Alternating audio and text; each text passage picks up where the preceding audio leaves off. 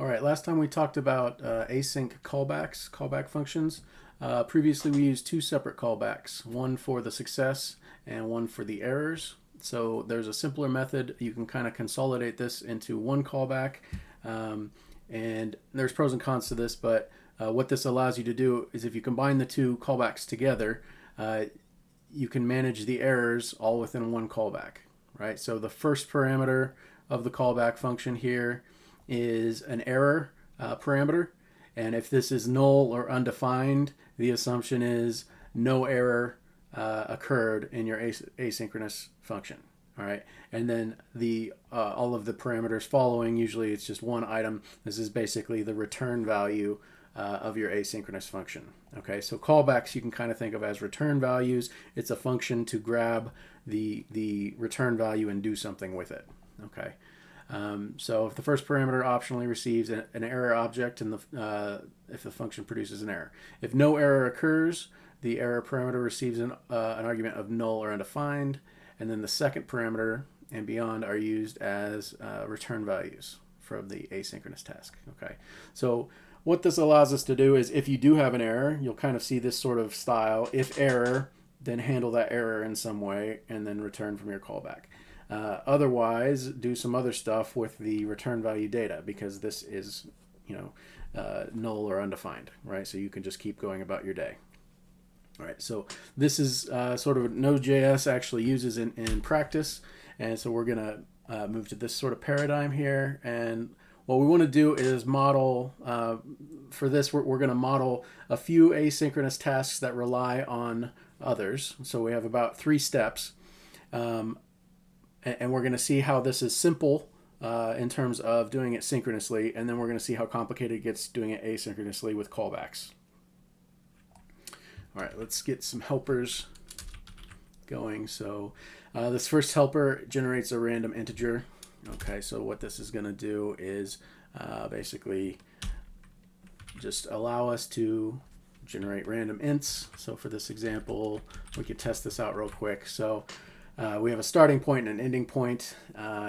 You can scale the interval end minus start, and then the amount you want to shift the interval is the minimum of the two, right? And then this is just standard scaling an interval and shifting the interval, right? So we produce some random value between 0 and 1, multiply by the scaling factor, and then add the shift factor, right? And then we take the floor to make sure it's an int.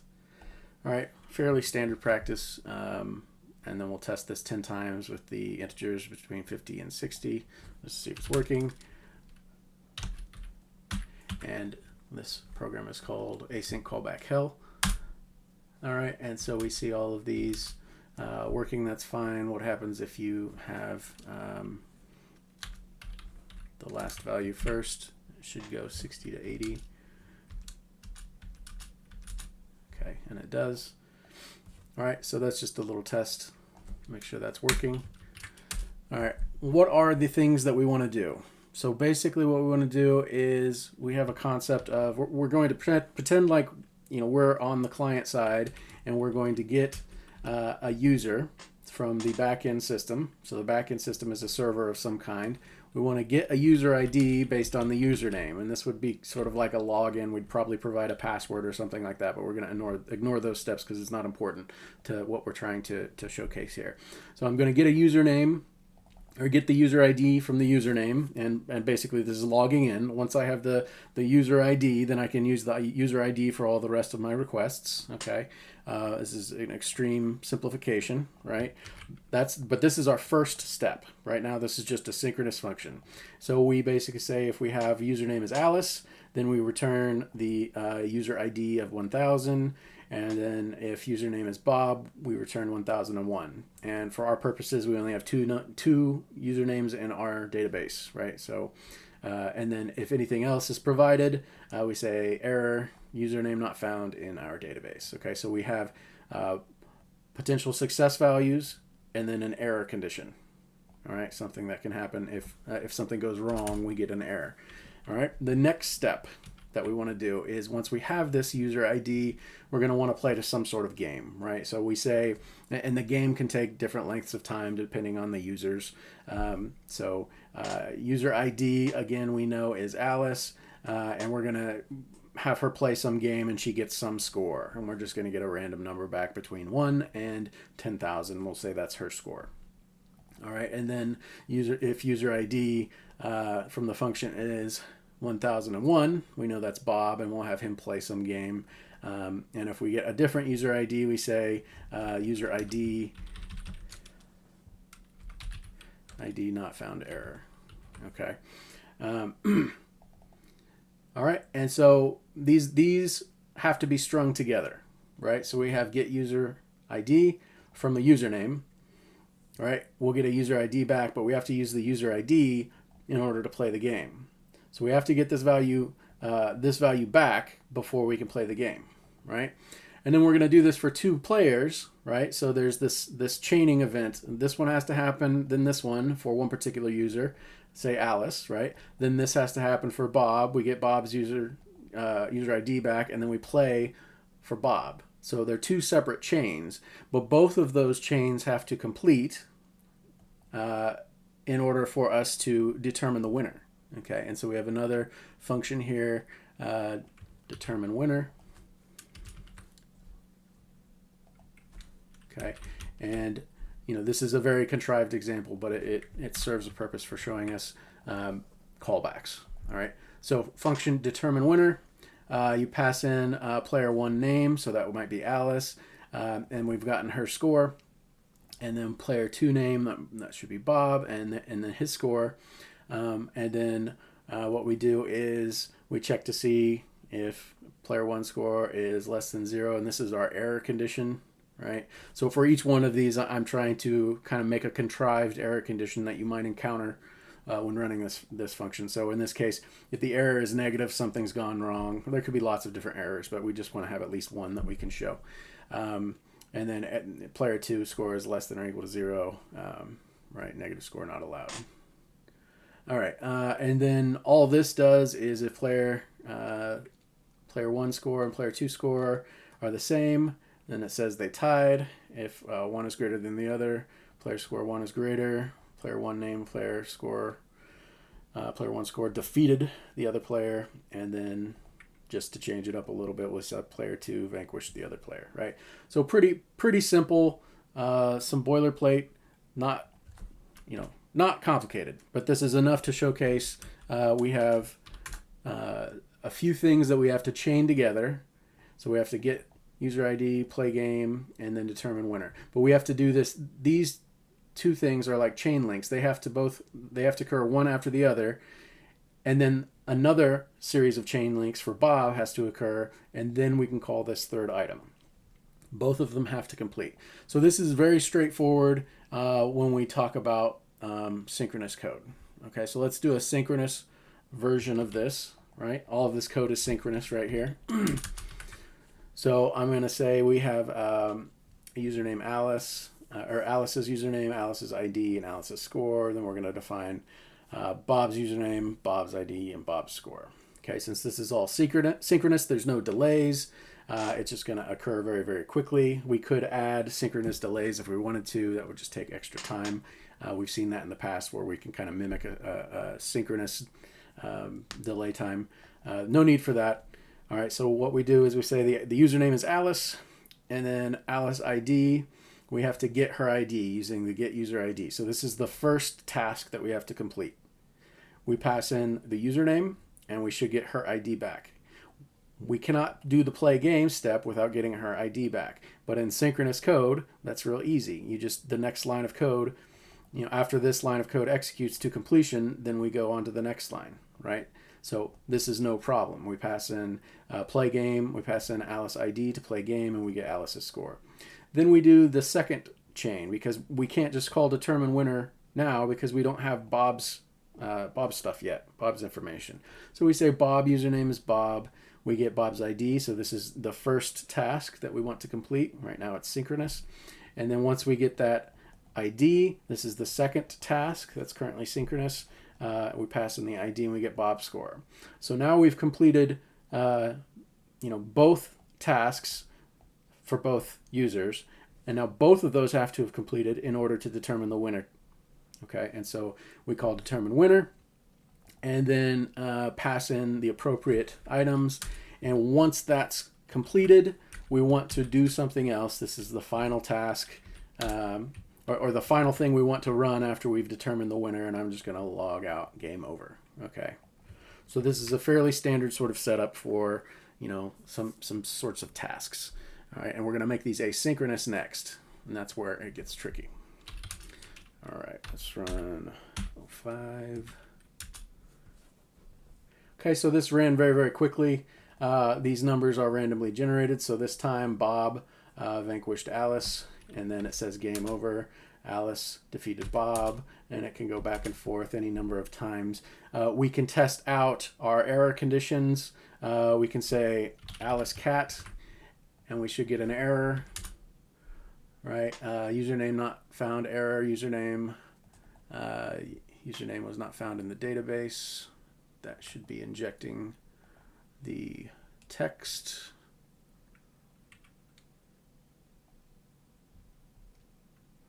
Username not found, error, username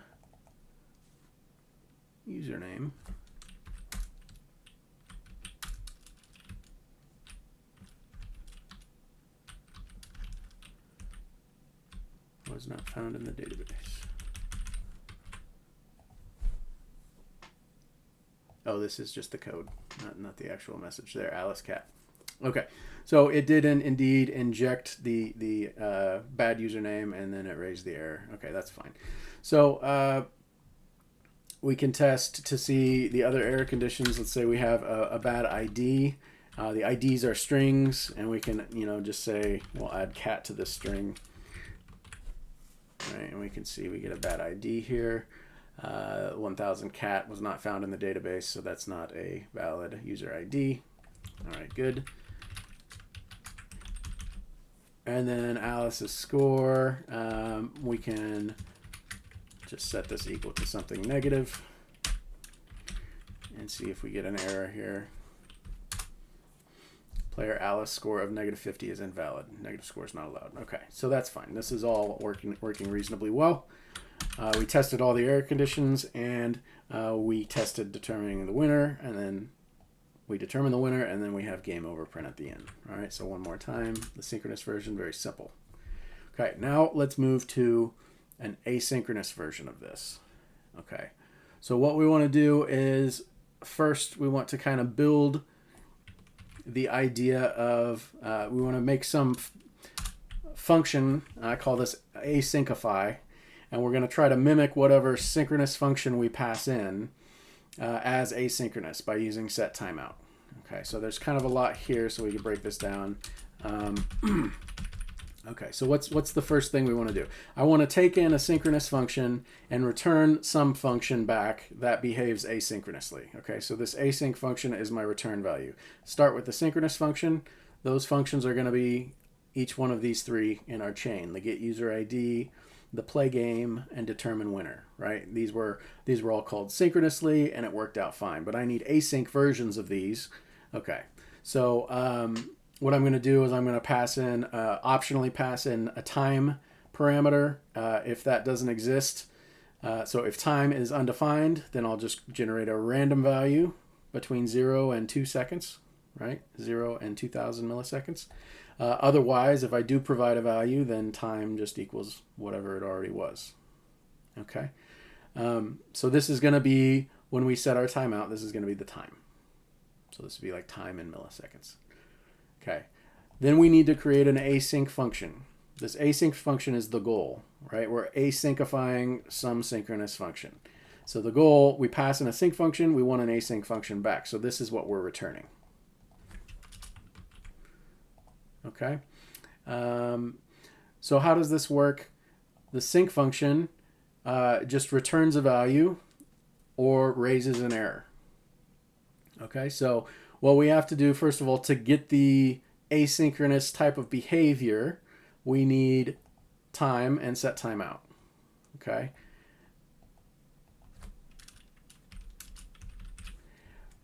We have set timeout. Now we're going to get some return value. And when you call a synchronous function, you can just get that return value by calling it like this. Okay? With an async function, to actually do something with that value, you have to pass that in to our callback. Okay? So where does this callback come from? All right? So if I provide a callback to my async function, that's basically going to be the last item here. Right? When I call the async function, the very last item should be the callback. Right? I don't necessarily have to have a callback though. So by default, I'm going to make the callback an empty function that doesn't do anything. They call this a no-op, no operation. Right? So the default is an empty callback, and then I'm checking to see. Here we are packing all of the arguments into an array. Right? So this array of arguments. So if there are items in this array and the type of the last item is a function, we're going to assume that's the callback. So we'll say callbacks equals arg.pop. Okay, so this code here is just setting up the callback. We call our async function, we have some information to pass in, and then the last value should be a callback. If we don't provide the callback, it's a no-op. That's all this is doing. All right. This next line is just console.log to let us know what's going on with our asynchrony. Right? We wouldn't technically need this. This is just helping our output. Okay. So the async version of this function, we call it, we do the set timeout, we have our time, and this is basically where we're turning the synchronous function into an async function. Okay. So I can't just call an async function and assign a variable name the return value of that async function, because that's not how asynchrony works, right? I get a value after some amount of time and I have a callback function, right? So my return value, if I'm turning a synchronous function into an async function, I can just call the sync function and get the return value. But to mimic asynchrony, I have to call callback. In this case, there's no error, so I pass in undefined for the first argument, and then I pass in my return value. However, so I'm doing all of this in a try, right? Because this synchronous function could throw an error. Okay? So we try to do this. If there is an error, we call that same callback, and we pass in error as the first argument. So what happens if I don't provide a callback function? Well, JavaScript is nice. We made this no-op, and with no-ops, or with any functions really, you can pass in as many arguments as you like. It doesn't matter. JavaScript won't necessarily complain. Okay, so you can pass in a bunch of different values here, and JavaScript will just have these parameters. They'll have data in them, right? Because we're passing in values. We're passing in undefined and return value here, right? So if I don't provide a callback, it just executes a function and does nothing. Okay, so it's no problem. This should work in either case. However, if I do provide a callback when I call my async function, right, then it's going to run that callback instead. Okay, so this is kind of complicated, but when you break it down, it's not that much. This is definitely something you should be able to understand if you want a job opportunity. This type of stuff comes up all the time in web development. All right, so understanding asynchrony and mimicking asynchrony with a timeout is pretty important. All right, so this would be a good exercise for you to kind of just try to think through without looking at this video, write out an asyncify function. That's a really good thing to practice, right? Okay, so here's our asyncify function. Let me pull back, tighten this up a little bit. Okay, so asyncify. Now we need to asyncify our three main tasks: get user ID, play game, and determine winner. All right. So let's do that. It's pretty simple. Also, I added this name parameter in here. The only reason I have that is for the console.logs, so we can see what's kind of going on, what function is being, we do starting this, we have the set timeout called, then we wait a certain amount of time, and then we're actually running that. Okay, so that's just to give us some indication of what's going on. So what does the asyncification of these functions look like? So we have get user ID async, and we asyncify the get user ID function, and we call get user ID.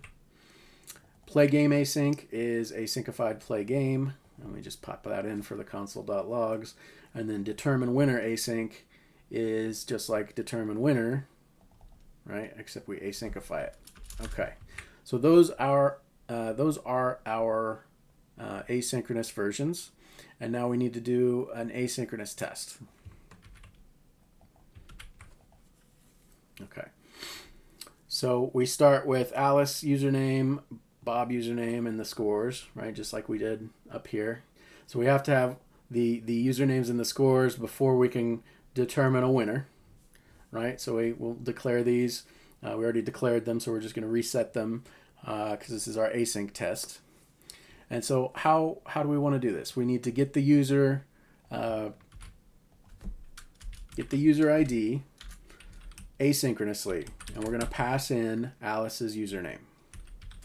Okay, this is our callback. Okay, our callback we're going to write just in line. This is really common in JavaScript to see this style of code. Okay, so get user ID async, you get something back. If there's an error, we need to handle that. Okay, so we're just going to do something very, very simple here. We're going to say, if there's an error, we're going to say console.error, bad username, and then console.error, the error message. And then process.exit1. That's an error exit code. So we're just going to end the application. Okay, so this is our error handling, right? That's in the case of an error, and it could be lots of different errors. Your error handling portion of your callback might be very large, might be very small. Okay, now this part then is the success handling. Okay, so if there is no error, then what do? We've got this ID now. Okay, so that's good. We have an ID. We need to call the play game async method because we have an ID now, and we have another callback. Okay, so play game async. Now notice in the synchronous version, we called get user ID, and then on the same indentation level, we had play game async, or play game rather, right? But because this is async, we have to be inside of this callback, which is indented one level. And so this also has a callback, okay? So we have a callback inside of a callback, and now we're getting to the concept of callback hell, right? You can imagine this is only, two tasks chained together, so it's not that bad, but if you imagine if you had 10 or 20, right? Which is not out of the realm of possibility. Okay, so get user ID async, we pass in Alice's username, no error occurs. That means we should have an ID back, right? Remember, the callback is basically the return value. It can either return an error or a return value. So we have the ID now. So inside of this callback, we can then say play game async, pass in the ID, and this should return, if everything goes well, a score. But if not, we have errors to handle again. Okay, so we're going to do the same type of thing. We're going to do the error handling. If we have an error, we say bad ID, and then error, and then just exit the application if there's an error. Okay, that's probably not what you would want to do. You probably want to retry it or try to fix the bad error or something like that. But in this case, that's all we're going to do. We're just trying to demonstrate, asynchrony. Okay, so we've got play game async. We're handling the error conditioner. What do we want to do if everything is handled?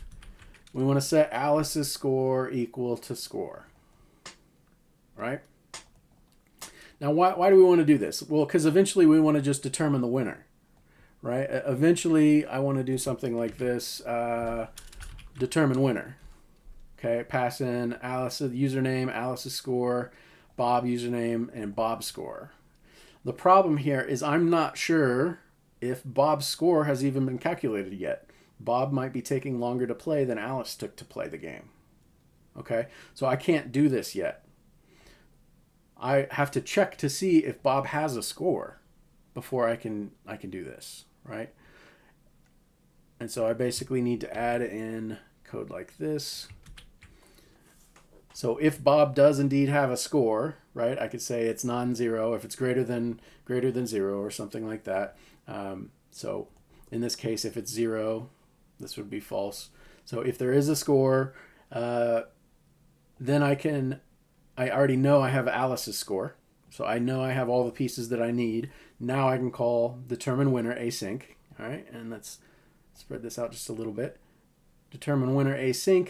We have Alice's username up there, Alice's score, Bob's username, Bob's score. Okay, we have our callback. In this case, our callback doesn't do anything on success, but we do have an error handler if there is negative scores. We exit, and then this is what we do when we're finished, right? Now we're only going to call determine winner if Bob has his information, right? Similarly, we don't know which one's going to complete. All right, so I have to do all of the same stuff here for Bob as well. All right, so let's pull that down. Okay, get user ID async. We pass in Bob's name, which is Bob. If there's an error, handle the error. If not, we should have an ID. So we can use that ID. Play game async. Callback. We have an error, handle the error. If not, we should have a score, right? But now we're in the same position as we were up here. We have Bob's score down here, but we don't know if Alice is done yet. So we have to check to see if Alice is done, right? And the problem with this is all like outside of the scope. It's not very obvious how all of this works. We have lots of indentation. We have to manage state external to kind of our synchronous flow of code. It's kind of a mess. And you can imagine this is about as simple as an example as you can get, but you can see how quickly this gets out of control and gets really hard to read and understand what's going on. Okay, so if Alice score, that means Alice's score completed before Bob's. So if she already has a score, that means we know we can determine the winner. All right. If she doesn't have a score, we don't want to run this yet because we won't know. It won't make any sense. Right. So that's why we have to have this. And so this also lends itself to some duplication. We could probably get rid of some of that, but it gets hard to read. Right. Quite obviously here. See all of this indentation. So get user ID, then the next task has to be indented, and then the next one indented even more. Okay. And then if you have tasks that require other task chains to be completed, like this task chain has to complete and this task chain has to complete before we can do this one, then you get even more indentation and you can see how messy it gets. So let's try this though. Let's run this to see if it works.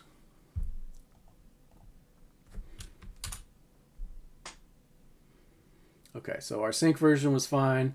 We started getting user ID Alice, right? We started getting user ID Bob. Now these are asynchronous, so they can both take place at the same time, which is nice. And then we finally come back. Alice, that request to get her user ID came back first. So then we started playing her game. So that's her ID. So we did that right away. As soon as we got Alice's name back, we started playing her game. Bob, we got get user ID. We started running get user ID Bob. Then we started the play game with Bob's user ID. Okay. Then we started, that request went through. And so when we started running the game for user 1000, then we started running the game for user 1001, which is Bob. Now the reason, normally after we get done running one of these events, we move on to the next, we're starting determine winner. But we couldn't do that because we needed both of these chains to complete, right? And that's what our little if here does. If Alice score exists, right, we know we have Bob's score, then we determine the winner. Up here, we have Alice's score, but if Bob's score exists, we determine the winner. Okay. Now imagine a leaderboard where there might be hundreds of users, right? Then you have to check to see if all the scores are in before you can make the leaderboard, right? And this becomes untenable, right? There are Definitely better ways you can do it than this, but you can see how quickly that becomes difficult. And then the other problem is that we're tracking all of this kind of with some external state, right? We have to set up some way to track the completion of all of these different chains of events, and then we use that state inside of here, right? We have to use Bob's score, and we have to use Alice's score to determine whether or not we can finish perform the final asynchronous task that can only be completed when all of the chains have completed, right? So you can see how this is somewhat problematic. All right, but you see that worked, right? Bob vanquished Alice with a higher score, and you can run it again, and Bob won again, and then we see our game over, of course. And this all works fine. Let's see if we can get Alice to win one. That was a long one. Okay. Bob's on a winning streak. Oh my.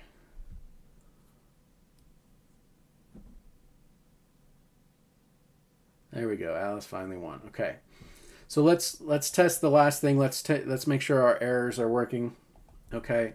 So just like we did, pass in Alice. We'll pass in username plus cat. Okay, that should be a bad username, and the program should end. Username not found. Alice cat. All right, that's good. What if we have an ID for Alice that is cat at the end? We should get username cat, or bad ID cat. All right, that worked. And then the last thing is, let's say Alice's score is equal to -30. And we should get an error and determine winner. And if that's the case, we won't see game over at the end.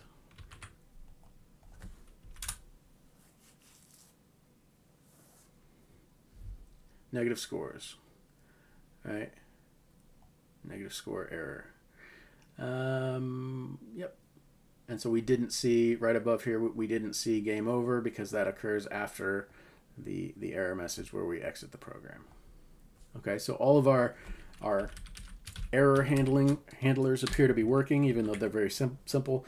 And your error handling would be a lot more robust too, right? So you can see how difficult this would be if each one of these had its own larger scale error handling. This gets very large to do something.